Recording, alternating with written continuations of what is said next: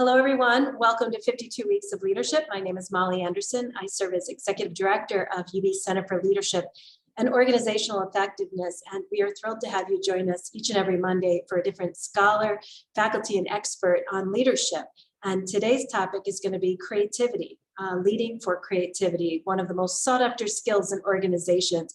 And today we have with us Snehal Hora. She is a doctoral candidate here in the UB School of Management, Organization and Human Resources Department. She has her MBA in Human Resource Management from Xavier Institute of Management from India. She's been here in Buffalo for about 6 years and in her final year of her doctoral program.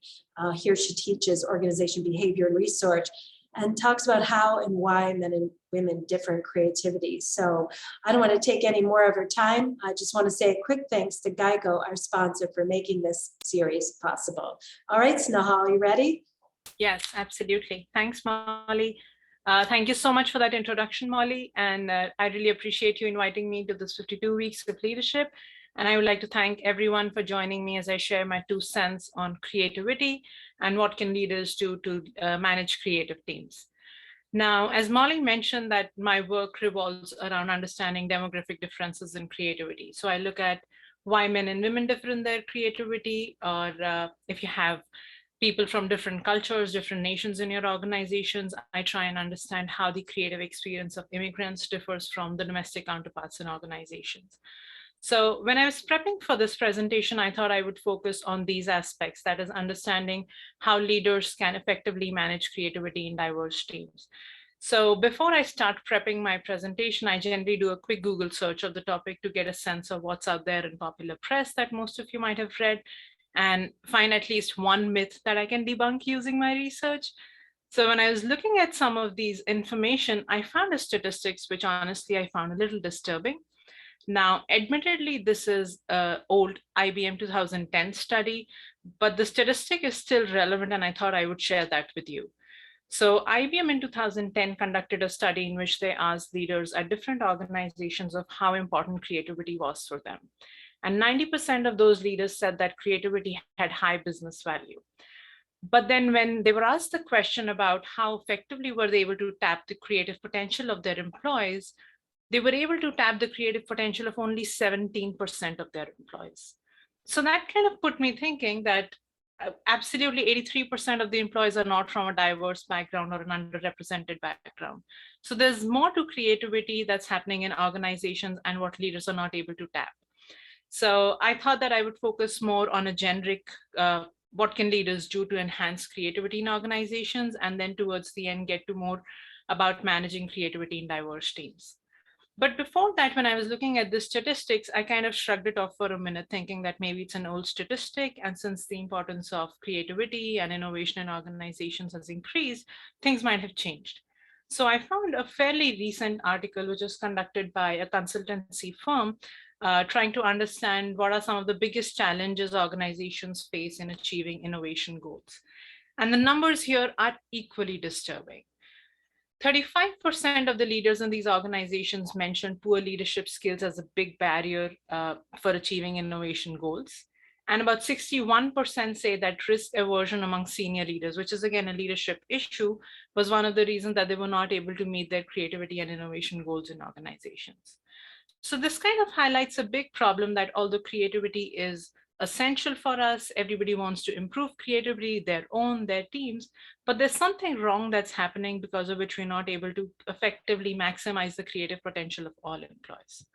So with this in mind, I start my presentation first by asking a simple question. And I have to ask for forgiveness here if you've attended any of my past presentations about creativity. The next 2 slides are going to be repetitive, because an essential part of creativity is how we define creativity. And that's something I personally struggled with before I started my research endeavors with the creativity field. And I think this is one of the things that most of us misinterpret. So I always start my slides, whether I'm talking about creativity from a demographic perspective or leadership perspective, by trying and understand what creativity is. So my big question here is, what is creativity? And I've done these sessions a couple of times to understand that the most common response that I get is creativity is thinking outside the box. Now, whatever that means, but before I started researching in the creative field, that's exactly how I would answer this question. It's about thinking outside the box. And that makes sense.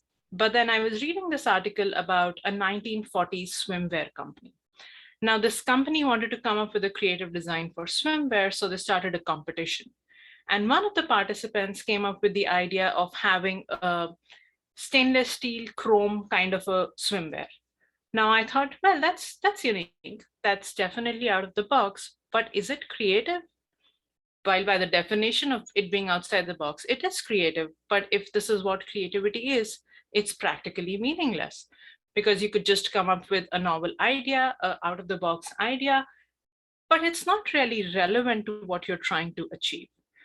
And that's when reviewing the literature, I found out that important aspect of creativity that is generally ignored by scholars, by academics, by practitioners is that creativity alongside novelty and uniqueness involves another component of usefulness. So an idea, a product, or a service will actually be creative if it's also useful along with being outside the box. So novelty and usefulness are two important aspects of creativity. And this is important for us to know for boosting our own creativity and for leaders as well, because you can only boost the creativity of your team when you actually understand what creativity is. And to come back to the example of the swimwear, just to give you a kind of disclosing that story, there were two participants who came up with the design of a two-piece swimwear that's a bikini in the 1940s, and that was a truly creative idea of the time.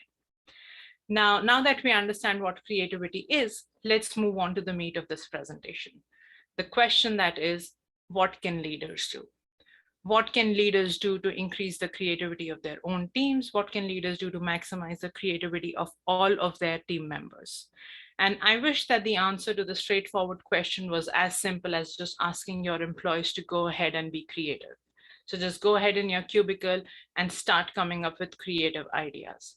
Unfortunately, that's not the case. That's not how leaders can boost creativity of their teams. So a simple answer to this is that you do not manage creativity. As leaders, you manage for creativity. And I again went back to Google to understand what's the popular press talking about these. And I found an excellent quote by Sir Ken Robinson, who is part of the London Business Forum and talks a lot about how leaders can contribute to creativity. And this exact statement made so much sense and helped me organize my own presentation pulling from research. So what Sir Ken Robinson says is that the role of a creative leader is not to have all the ideas. So you do not necessarily need to be creative all the time yourself as a leader, but what you need to do is to create a culture where everyone can have ideas and feel that they're valued. So giving importance to the creativity of the ideas, making employees feeling valued for those creative ideas is what leaders can do.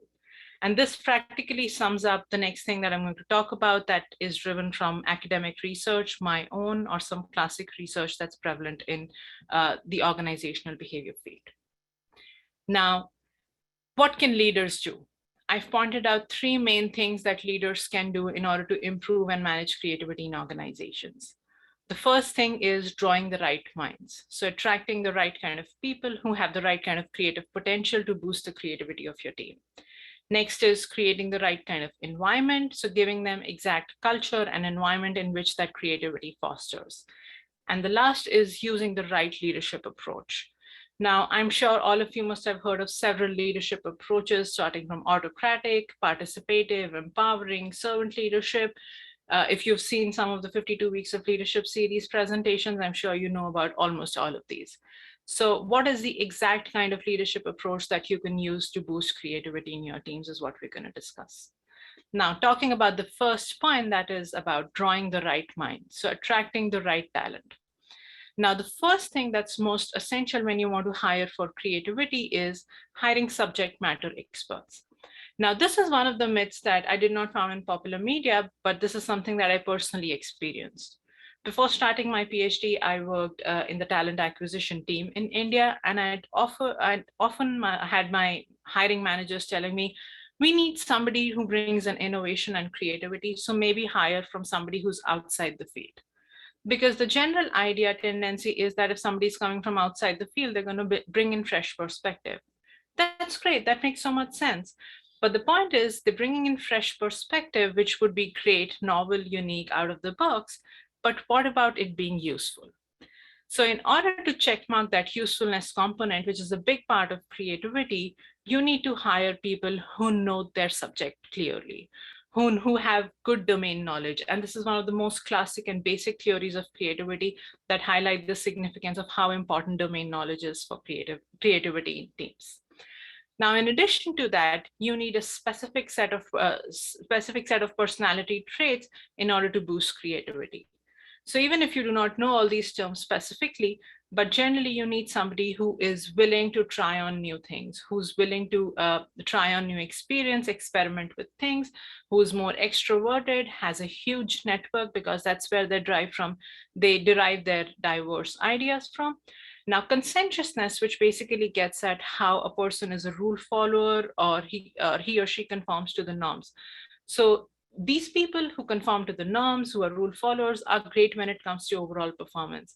But when it comes to creativity, the inherent nature of creativity involves challenging the status quo. So trying to change the way things are done.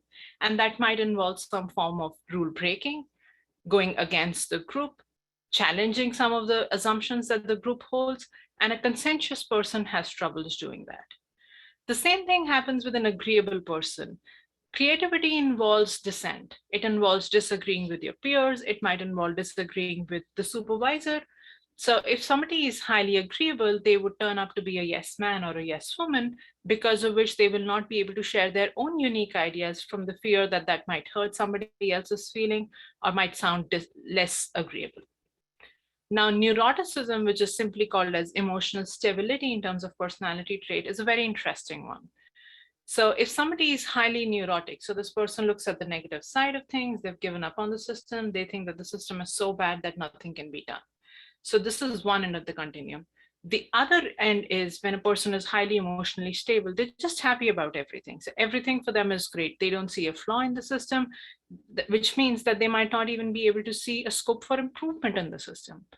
So when it comes to neuroticism as a personality trait, you want somebody who's in the balance zone. So you want somebody who can identify a scope for improvement, but you also want somebody who sees this as a challenging goal, but not as something that they can't even achieve. So a balance on neuroticism is the kind of person that you're looking for.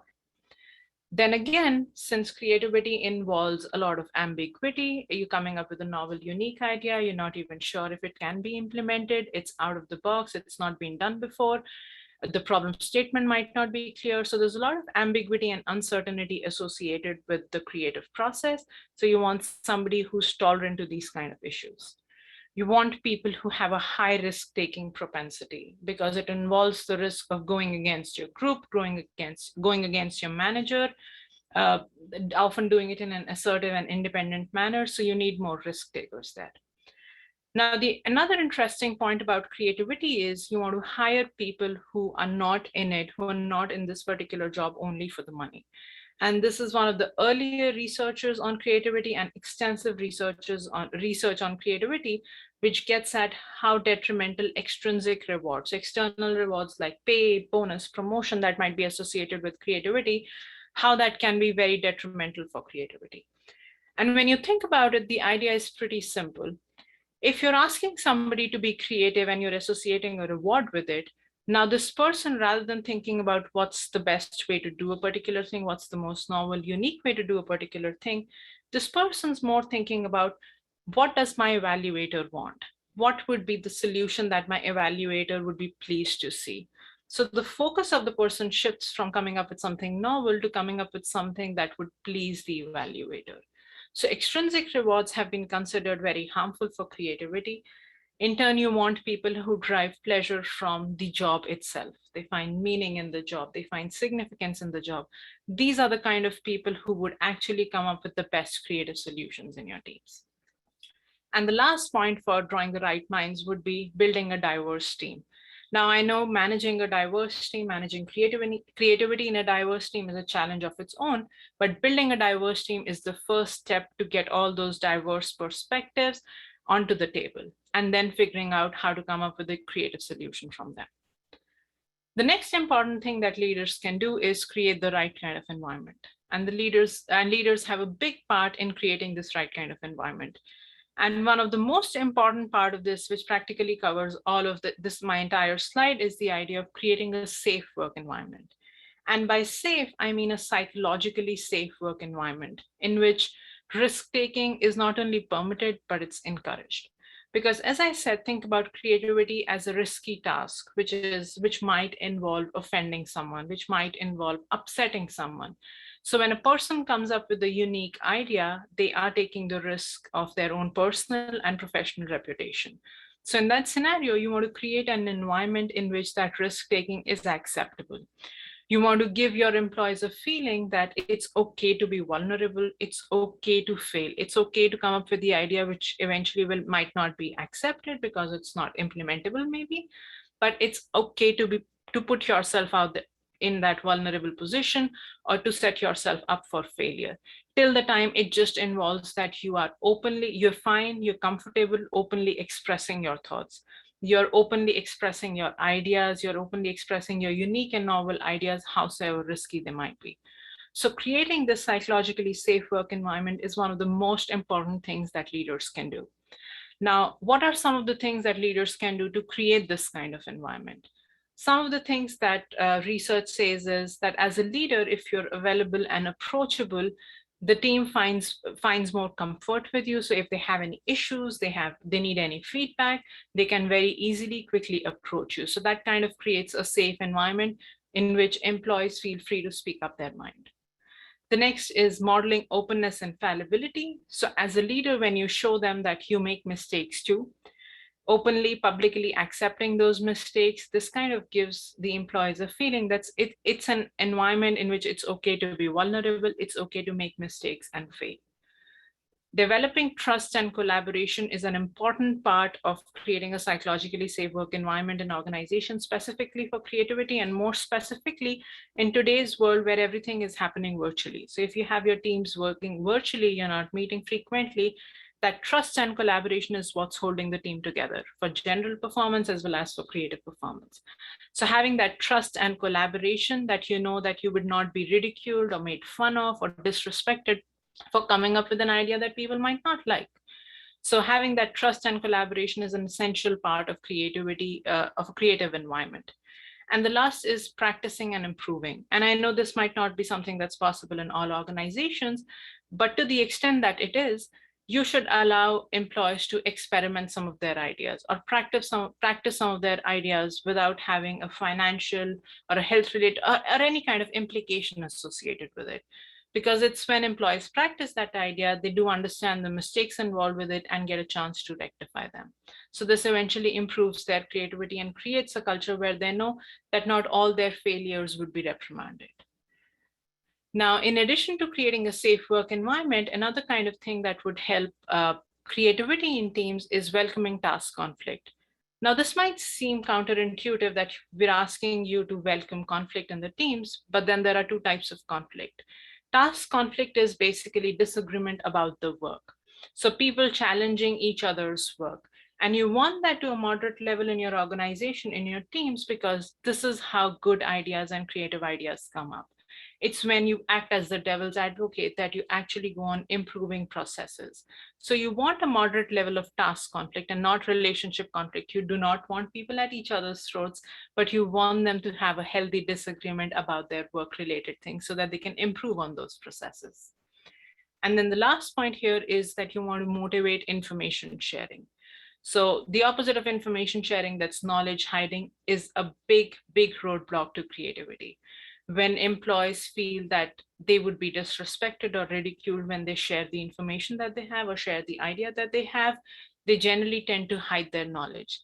And what happens there is the diverse perspective. It might not be as unique or novel, but at least it's a diverse perspective. It's a different way of looking at things. Now your team does not have that information. So you want to motivate information sharing by having a psychologically safe work environment, by encouraging everyone to share their own thoughts. In a team, this might involve specifically asking people for their opinions. If you see someone who's not willingly sharing their opinions for whatever reasons, you might want to just ask them about their opinion and then reiterate their point to make them feel more comfortable about sharing their own opinions. The last thing that leaders can do is following the right leadership approach. Now, as I said, there are several leadership approaches, and there's no one specific approach that would actually help creativity. It's a mixture of these leadership behaviors. So rather than saying that this leadership approach, like servant leadership, is the best for creativity, I would rather give you some of the behaviors that you can engage in to boost creativity in your teams. And some of these includes empowering workers to choose their own method of working, providing them the autonomy to use the exact skills, time that they need for engaging in creativity. Engaging in participative goal setting, so involving your employees in setting up their own goals while you're there as coaches, but you're not there as arbitrators. So they're involved in the process, they have ownership of the project, of the process, and that's how they're committed to their goal, and it improves creativity. Providing them a flexible and considerate environment, again, an important thing for regular performance as well as creative performance in a COVID-related scenario where teams are working virtually. By providing flexibility and a considerate environment, you're providing the social support that employees need to feel positive about the entire organization and about the creative process. Providing employees resources such as time. It takes time to be creative, so giving them the right amount of time besides their regular work in order to be creative. Providing them training to improve on their domain knowledge, as we saw in terms of drawing the right mind. So giving them the right amount of training, sending them out to conferences, inviting people to do sessions like these. So those kind of things are resources employees would need to boost their creativity. Providing developmental feedback. So even when they come up with creative ideas that are not perfect for implementation, they get a chance of developing those ideas. Providing them structure without actually curbing flexibility. Since this is an uncertain, ambiguous process, so it's the responsibility of the leader to, as far as possible, provide some structure for employees to operate in. Act as a tiebreaker, act as a person who resolves conflicts when people struggle with too many creative ideas.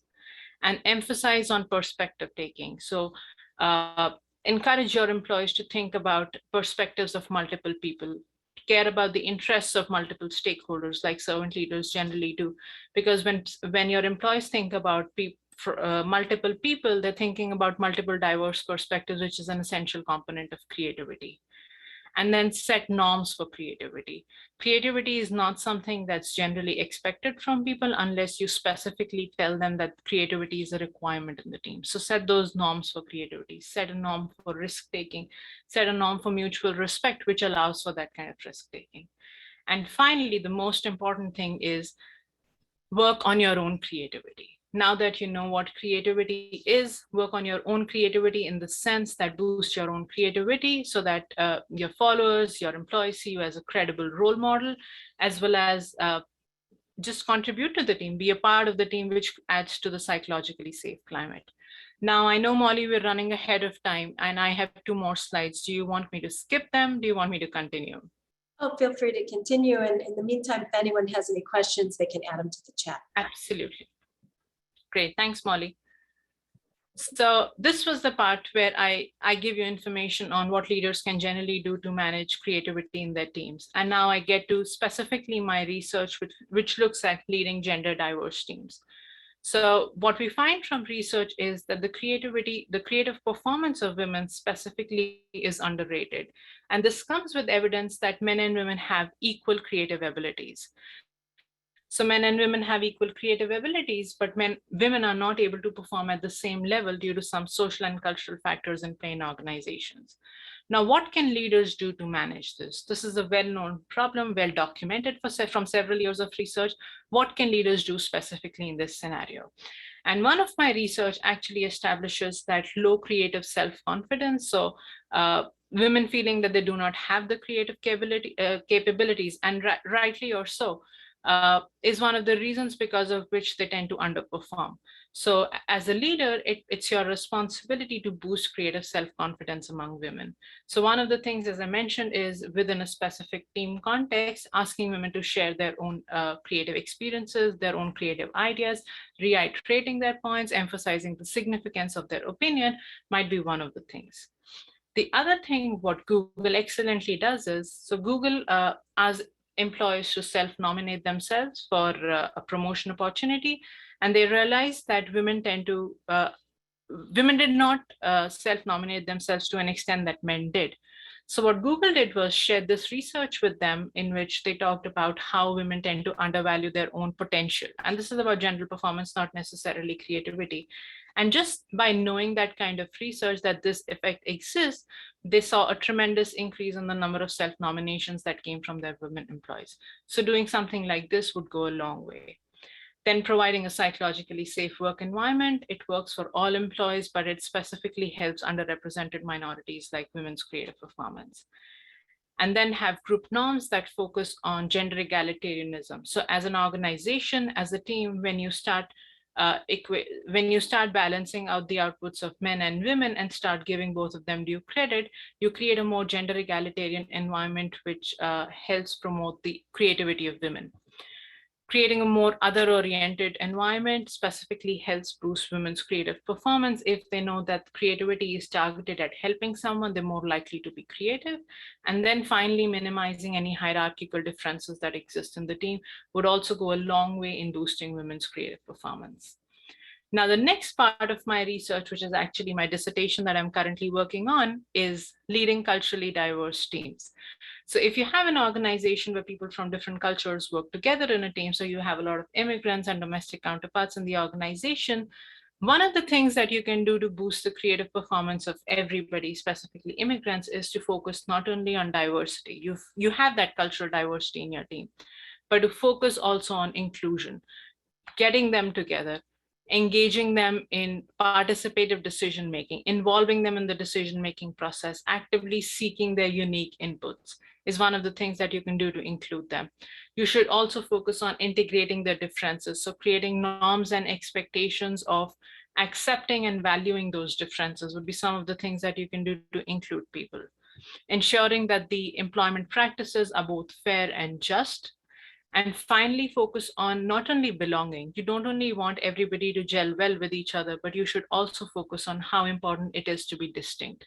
Because it's only when employees feel the value of that distinctiveness or that uniqueness that they share their own unique and novel ideas with the supervisor or with the team. And then finally, with respect to culture, specifically look for cultural brokers. Now, cultural brokers are people who are familiar with multiple cultures and can actually help improve the cultural intelligence of the team. So they can actually act a bond between people from diverse cultures, and as it is, bring the team together. And this kind of effort will actually help tap the benefits of a diverse team when it comes to creativity. Now, this is it from my end. If you have any questions, feel free to ask me here in chat and Molly can share with me, or this is my email ID if you want to follow up on something specifically. If you're working on, if the issue of gender and creativity or immigration and creativity is something that you're interested in exploring in your organizations, please feel free to reach me at this email ID. Thank you so much. Thank you so much, Snehal. Thank you for underscoring the importance of creativity being something you need to work on. It's not about coming up with an idea in the shower. It requires leadership and discipline, and that there's a methodology. I know oftentimes creativity and innovation are confused. Could you explain a little bit about the difference between the two? Absolutely. So Molly, creativity, innovation is actually a bigger part of what the organization does, and creativity is the first step of innovation in the sense that creativity involves coming up with unique, novel, and useful ideas, and innovation is the implementation of those ideas. So creativity is a small subset of the entire organizational innovation. Thank you. You have a question from Thembi. She said, excellent presentation. What are your suggestions for addressing traumas that team members bring with them from past employers? For example, what if a leader works hard to create a psychologically safe environment, but a team member still struggles with feeling safe in the new position? Are there best practices for setting a time frame and a process for resolution of this issue? Absolutely. So unfortunately, there's no time frame because it also depends on the nature of the trauma that the person brings in. But this is the kind of issue in which the importance of leader support becomes critically important, because you need to give this person time is one of the things. And the other is you need to still give them a psychologically safe environment and make sure that they also have co-worker support. So allowing them, the person, the time to heal is one of the important things. Understanding their experience so that a similar thing is not repeated here is another thing. So being open with them, understanding their individualized needs. So having that individualized consideration is an important part of providing a psychologically safe environment to somebody who comes with prior trauma. You have another question. Excellent presentation. How do you remove or minimize the impact of toxic people to help foster creativity? If you don't do topic people impact creativity. That's an interesting thing. And I think this gets to a more broader question of managing toxic employees in the organization or in a team setting. I honestly don't know. I haven't thought about it from a specific creative perspective, but that's a good thing to think about. But one of the things would be to talk it out with the employees and to make sure that the impact of the toxic nature of this person doesn't come on to the rest of the team. And this is something I just do in classrooms, so that's at the top of my head. Jessica asks, what are some recruiting strategies, interview approaches to hire candidates with the creative traits you've identified? Absolutely. So some of the things that you can do is a personality test. This is something that most of the organizations generally do, but understanding those personality dimensions and seeing how that person fits on the creative scale is one of the things. From academia, you can borrow some skills about excuse me, creative potential or creative personality specifically that look at that. When I was a recruiter for some of the employees, we also gave them some divergent thinking tasks, which is basically a test of creative potential. So those are some basic tasks like coming up with alternate uses of a ball or a brick or those kind of things. And that can be used to evaluate the creative potential of employees. And then the last thing is behavioral techniques. So you ask them behavior specific questions and see if they came up with creative ideas for that.